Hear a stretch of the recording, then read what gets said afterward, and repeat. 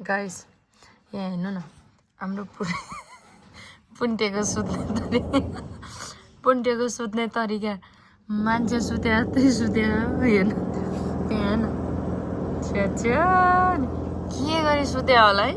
पुन्टे ए पुन्टु हेर न यहाँ सुत्या छ्या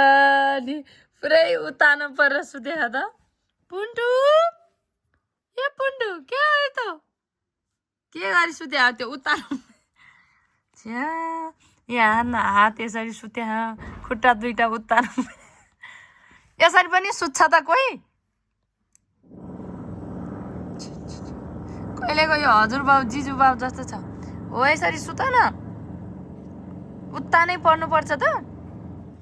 यसरी सुत हो यसरी अचम्म छ हात खुट्टा फ्यालेर उत्तानो परेर अर्काको बेडमा आएर उसलाई उसको खोरमा सुत्न नहुने अरे हाम्रै ओछ्यानमा सुत्नुपर्ने अरे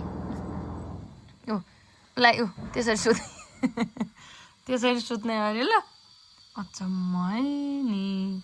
कुकुरलाई पनि अनेक तरिकाले सुत्नुपर्छ